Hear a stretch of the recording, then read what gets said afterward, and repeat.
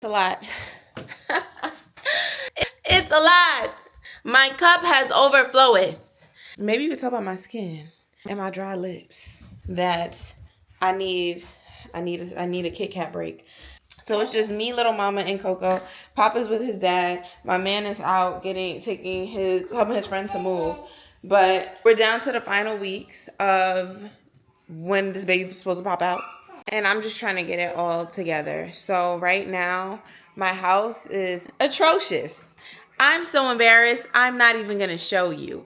I made the baby her breakfast. I made the dog her breakfast. And now I'm about to get them sitting down so that I can get some things done.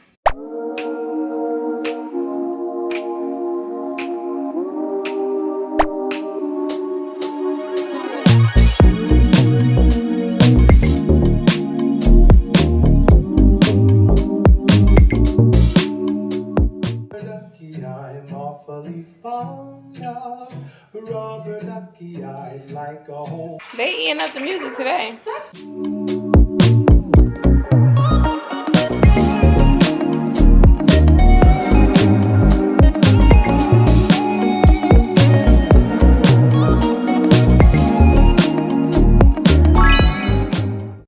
So I took a quick break to talk to my mom about putting a relief fund together. As you know, the hurricane just happened in Jamaica, but her husband really pissed me off. Really pissed me off because his idea is there wasn't a hurricane that happened in Jamaica. It was just the leftover wind, so it can't even be that serious. But either way, why does that matter? Like the eye didn't go through Jamaica. It went under because the hurricane wind could go as far 40 miles. That's why they got affected. The winds. It's not that the eye went through Jamaica. If the eye already got through Jamaica, Jamaica would have been probably halfway destroyed. It said it was along the island southern coast. The Category 4 to one of the most powerful to ever hit the country. To ever hit the country. I don't know what you're talking about. The way you get your information. Okay, guys. Okay, everyone, y'all have y'all points and y'all can argue on your own time. I just need for you to let me know what families were affected, the amount of roofs that you can find out were affected so that we can organize to decide if there's money that we can put together towards.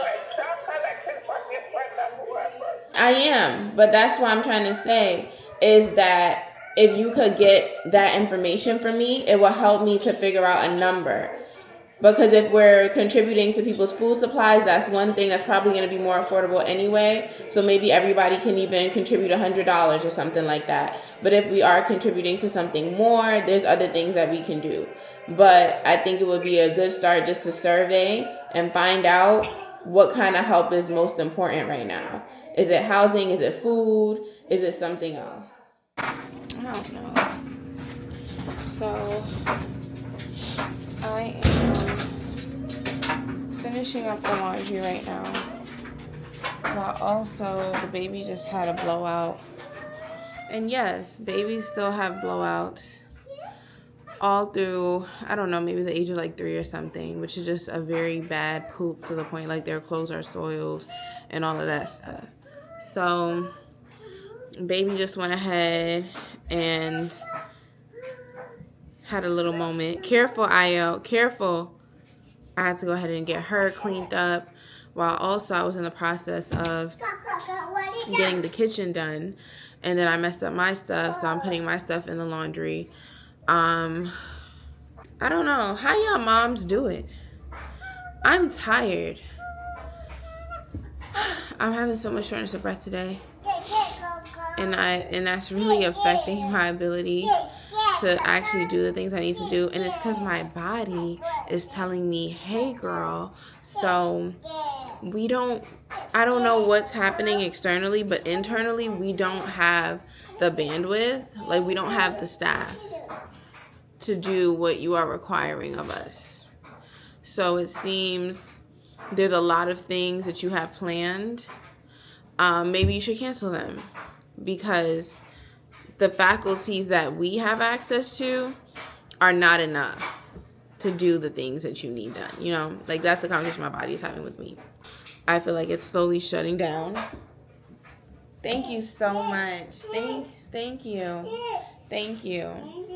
Great. An uncapped marker. Lord knows what else this could have done. I'm going to go back downstairs. The laundry is turning. And I'm going to try and clean up the kitchen against the advice of my body. And, because somebody's got to do it. Dang.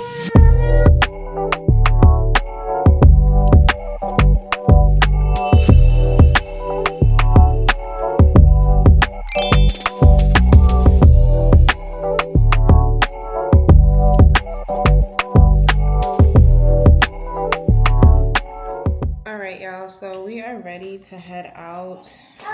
There's a couple things that obviously I just didn't get to do. Hey, leave that.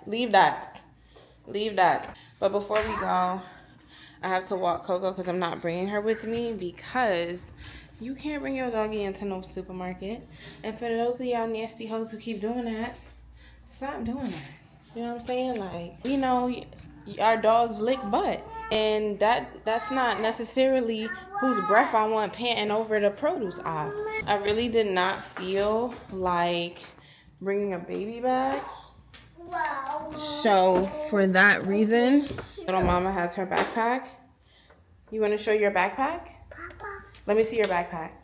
Turn around so I can see it. Ooh, cute. It is so hot out here. It's stupid. Okay. Careful.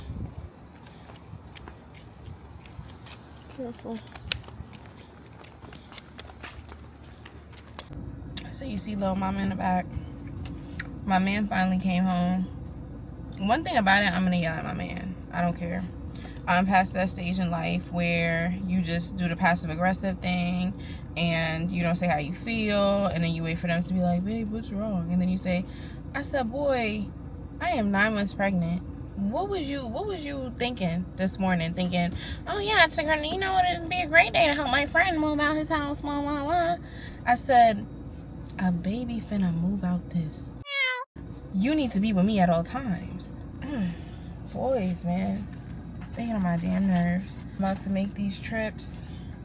I had to stop at Zaxby's real quick. I don't even eat Zaxby's, but I'm starving. I haven't eaten anything. I can get this day done so I can go lay down because I'm tired.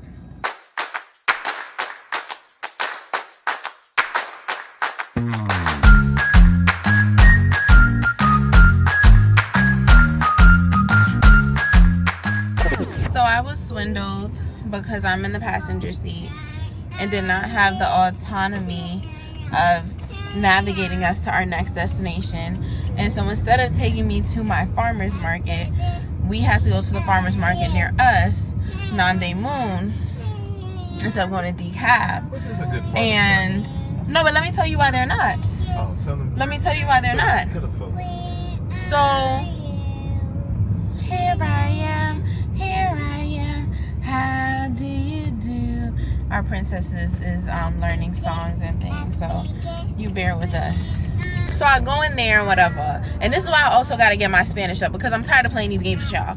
I'm tired of it. I'm tired of no speak English. Yes, you do. Like, and even it, like, there's some things you don't even have to speak English about in order to be assistive.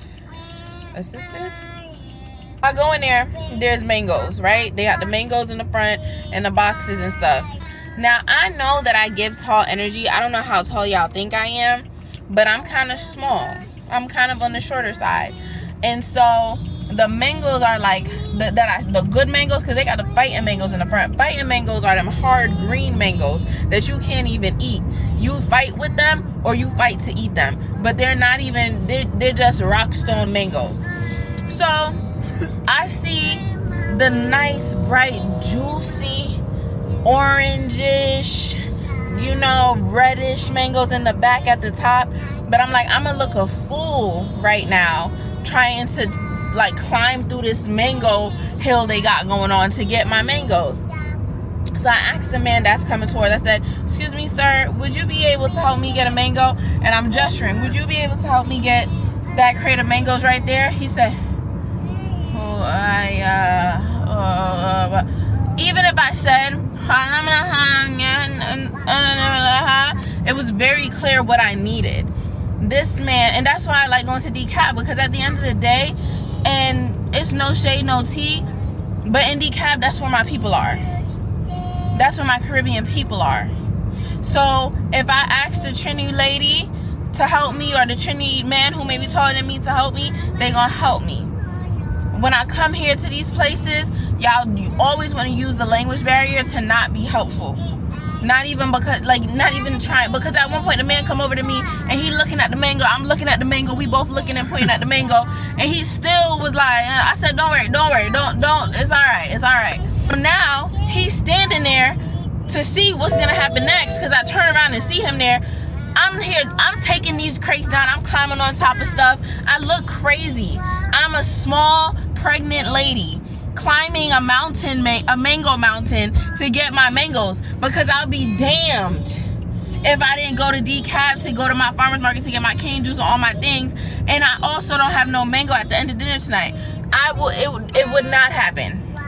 Moral of the story, I got my mango. Okay, friends, so I tried to keep it short and to the point, give you guys a little bit of color into my day before we get into the second half of the video, where I just reflect with you guys and vent to you guys about how me and O came to a resolution. Because as you see, we're happy here, we're unpacking groceries together, I got my mangoes, and then we're doing our Sunday meeting that we do to just get our heads right for the week. So let's talk. Good morning. It's morning. It's the next day.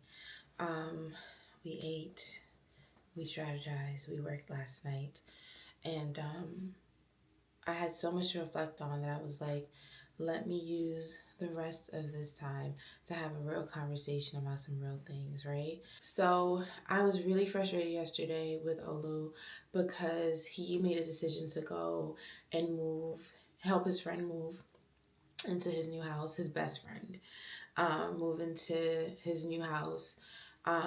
While the night before I hadn't been able to sleep because I was in so much pain. I'm at this point in my pregnancy, I think this is one of the heavier babies I've ever had. And so sometimes it's hard for me to actually lay down in bed because of the way that the baby is positioning herself. And it makes it very hard for me to sleep, where I've already always kind of had issues just allowing my brain to settle down and just sleep. And so I didn't go to sleep until maybe after 1 a.m. or so. And it wasn't even a very comfortable sleep. It was me like sitting up, pillows, and like my neck like this. Yeah. Ooh, I think I'm gonna, if I could order a massage soon, I think I might have to do that because I can't go to the spa. But yeah, this body is taking a beating. So I wake up in the morning to my man getting dressed early. It's like 8 a.m. Get to my man getting dressed, let me know, such and such needs help, blah, blah, blah. And I'm like, I know this man is not leaving. I know this man is not leaving me. I know this man is not leaving me with 2 kids, with 1 kid outside, 1 kid inside, and a dog. I know. And he left. And I was just like, he was like, babe, I already told him, blah, blah, blah. Like, I'm not trying to be there all day. So I'm trying to get there early so I can get back to you and we can get done what we got to do for the day. And when I tell you, honey, we had a list of things we had to do that day. Yesterday, as you see, we didn't even get to finish all of our things. And so I was so frustrated because I'm like, I think sometimes that our male partners, especially if you have a male partner or just a partner who's never been pregnant before, like they don't get the toll that pregnancy takes on your body and how much assistance you actually need. And then don't let me bring being a strong Black woman into it, because I am so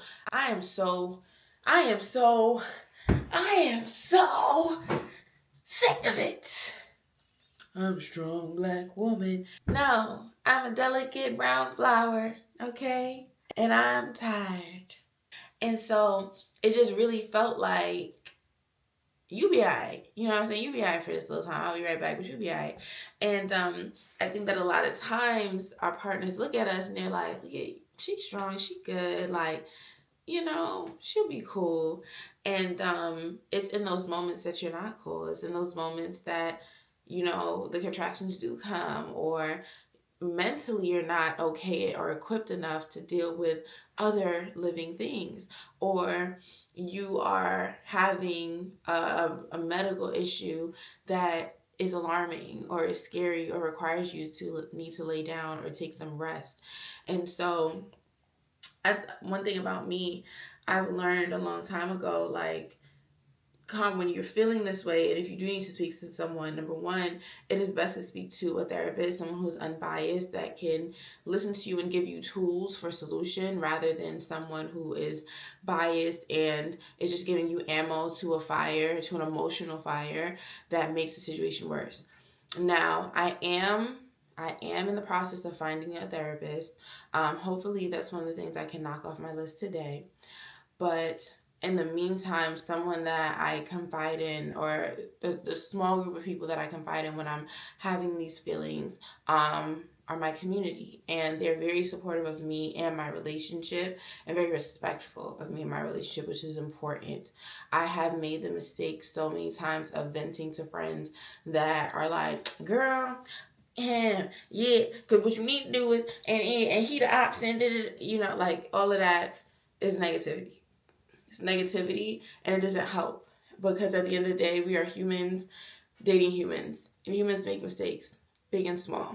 And when you sign up to be with the human long term, you have to understand that it is a job. Some people don't want that job. Some people would prefer to just work on themselves, live by themselves, have no kids, and be like, cool. And I understand that, because it is a very taxing job.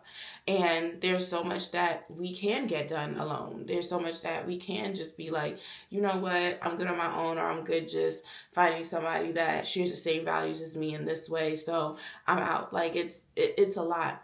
So, because you're never going to find somebody that shares all the same values as you. Because again, you are a human who's had your own course and journey through life, and they are a human who's had their own course and journey through life as well.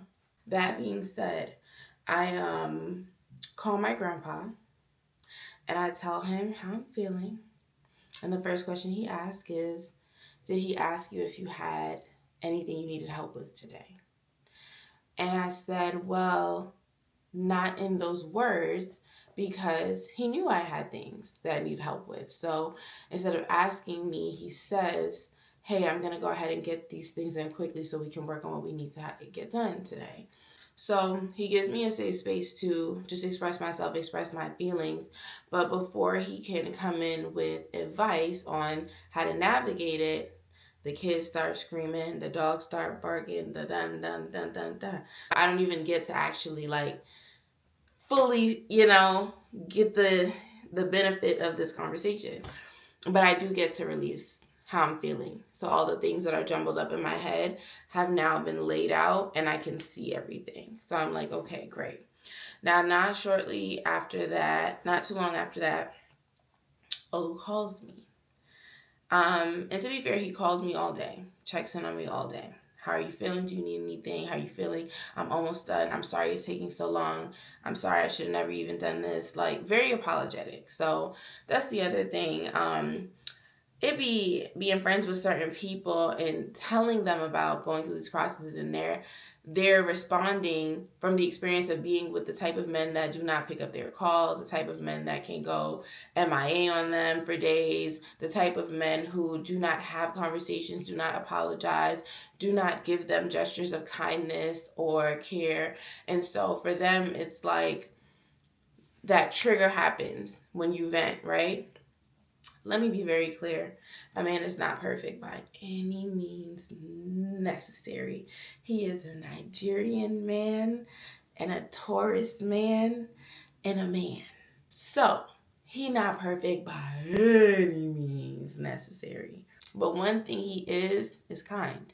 One thing he is thoughtful of me. Even if he doesn't understand what it is that I'm upset about, he understands that I'm upset, and that's his priority. And he's taught me that in relationships, it's not always about what you've done to upset a person. It's the fact that you've upset someone that you love and you need to fix it. So the entire time he's very apologetic, very remorseful, very like, damn, this was not a good decision. I don't even know why I agreed to doing this. But again, this is my best friend. When I came out here, he helped me. I wanted to be there for him. But I should have, just been honest that right now is just not the time to lean on me for this type of support and help. Fast forward, we end up having a conversation about my feelings. And I think, I love how God works, because I could have continued the conversation with my grandpa about how I was feeling, right?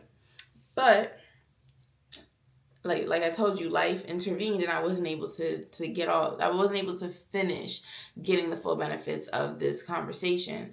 But what I feel like God did in that moment was remind me that there are some things that you just have to communicate directly to the source. There are some things that no one can do anything for you except provide you with empathy and love and support. But when you go to the direct source, that's where you can kind of get on the road to those solutions. So me and Olu had a very long talk. And what I also appreciated was he allowed me to be angry at first, to get and to release my, I needed that. What I really appreciated was the part where he was like, your feelings are valid. You are right. You have every right, baby, to be 38 hot. And whatever I need to do to make that up when I get home, I'm going to do that. And you is. So I release that, I get that out, and then we start to discuss the points that I've made. We start to discuss what it is that I'm feeling. And I said to him, babe, I don't feel like mothers are preparing their sons to be husbands. And I don't know for sure if fathers are preparing their daughters to be wives. I think that my grandfather did a great job, though, with me, of preparing me to be a partner. He's equipped me with a lot of information since I was a young kid about how to navigate the world, how to use my mind, how to pay attention to my power as a woman, but also when I'm in a room with men, different things that I can do to make sure that I'm safe and I'm protected. And it's through the knowledge that he's given me that has allowed me to have a strong sense of discernment when it comes to men. Now, I haven't always been with the perfect men, right? But I can honestly say, I don't have things like baby daddy drama and crazy exes and all of that. Like, any man that I've ever had a relationship with respects me to this day. I still get messages and things from my exes every now and then about, I'm proud of you, or I hope everything is well with you, or just, you know what I'm saying? And very much in a respectful way of, I understand that you have a family. I understand that you have a life, not on some hey, big head, it's not that. And I pride myself on that because I notice there are a lot of women that don't have that have very volatile relationships with anyone that they've ever been with in the past. Not at all. Even my first child is from another relationship, and I am still best friends with my child's father. There are no romantic or intimate feelings involved, and we co-parent well. He respects my relationship and supports my relationship. I respect his journey and his dating process. We create very strong sets of boundaries so that our child can see the best version of what it looks like when something just doesn't work out. So I do appreciate my grandfather for that. But as far as teaching me the hardships that come with being a woman in a man's world, and the fact that if you want to be a wife, you will find that there are many times where you have to shut up. Even when you know the answer, even when you are the answer, you have to shut up for a second. And that is very difficult. And as a husband, there are times when you have to show up, and that's like 99% of the time. Really, it's 100, for real. Even when you don't want to. Even when you don't have the strength to. And I don't think that parents are having these conversations with their children, especially as we talked about our own parents and their histories. I think the trauma of relationships, parents roll that over into, you don't need no man, or you don't need no woman. You need to focus on this, and it's like, we all need each other. No one can make it out here alone. And I think partnership can be so powerful if it's done right. And so to deter our children before they even get a chance, or to place a mistrust in them of what it is like to be in partnership, is nuts. When instead we can be placing a foundation, placing just little tidbits of support that one day you will find a person and you will love them. And if you follow these kind of steps, it may go a little better than if you don't. I've heard, even in my man, like when we talk about some of the things that our parents have told us, I know one thing about June, she has told me, damn, don't you ever depend on no man. And that's just her thing, because my mom is very independent. She is a Caribbean woman and she's a strong Black woman. And I told you, I love that for her. But as for me, I want to be more than just a strong Black woman. I don't know if that's a crazy thing to say. I want to be a woman. I want to be soft and delicate. I want to cry at the thought of mere injustice of small things.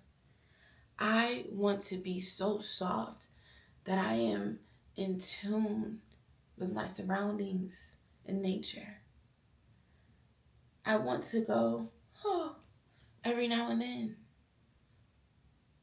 I'm not a soldier at war. I don't want bootstraps to strap. I want to be so soft that those that I nurture can lay on me for comfort. June don't play that. You're not understanding right now? June is my mother. Okay?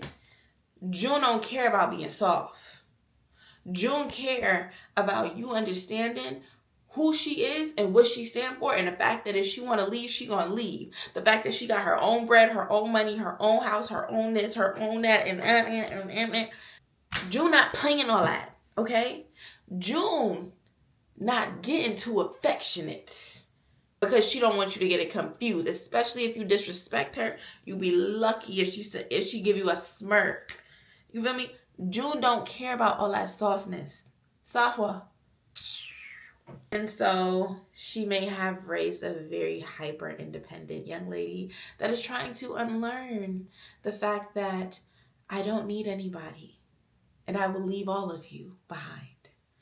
I'm trying to learn that I do in fact need others, and I'm learning to play well with others, and I'm learning to be patient with others.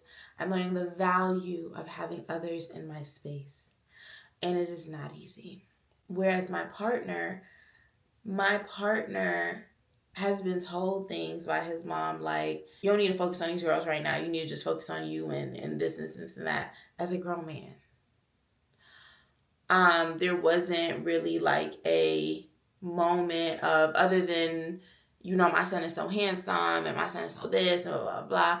There wasn't a moment of preparing him to be a partner to a woman.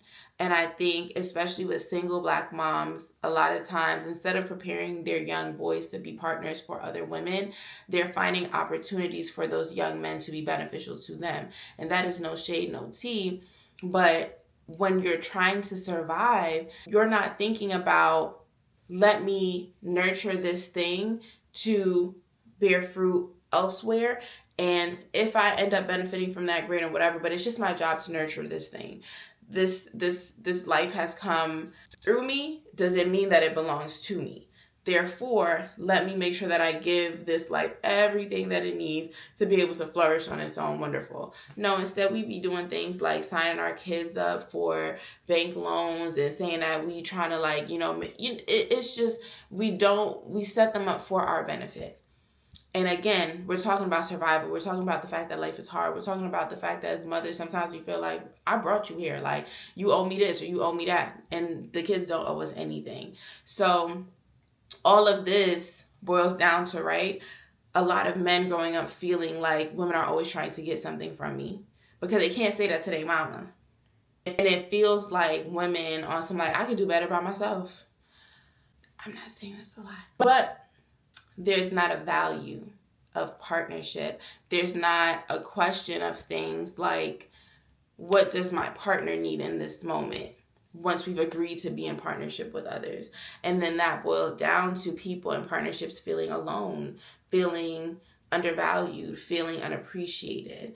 And so how I navigated that yesterday is also recognizing, after we had the nitty gritty conversations, because y'all could be in my business, but not that much. So of course, my man, I'm breaking down the things like, so the auntie this, the this, that, the grandma's that, and then I had a grandma that, and he like, yeah, and I had some aunts that, and then my grandpa that, so we're really getting into the family history of the things, and we're having these talks, and we're just like, damn,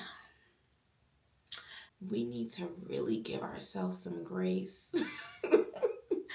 because the examples are not necessarily leading to the solutions or the life that we want. The blueprint is kind of gray, you know what I'm saying? And so we're like, yeah, we really got to give ourselves grace. So instead of getting to a point where we're like, well, you grown, you should just know. There's people out here who are 70 who don't know how to treat people. Don't even know how to treat themselves. It allowed me to forgive him. Simple. Forgive him. You made a mistake today. And I appreciate that you acknowledged and took accountability that you made a mistake. And then he did many things throughout the day to make me feel loved and cared for and heard. Just allowing myself to forgive him, allowed myself to enjoy him and do things like laugh together and talk about other things and to be hugged by him, be kissed by him and cuddled by him and to enjoy the rest of the day. But it's not easy, and it does take a lot of conversations. Communication is everything. You owe that person conversation. You owe that person explanations. You owe that person going back to the drawing board. You owe that person expression. Because if you don't, you're wasting your time and you're not giving that person a fair shot to be in relationship with you. Conversation, communication is being in relationship. So those are my reflections, guys. Today I have a full day ahead of me. I forgot to tell the nanny that I do need her today, so I sent her a message earlier and I'm hoping that she sees that and comes because I have so many things to do and I won't get any of them done if I don't have help. We can talk about the importance of hired help later, but yeah. I hope everybody has a fantastic rest of their day, and I will see you guys again tomorrow.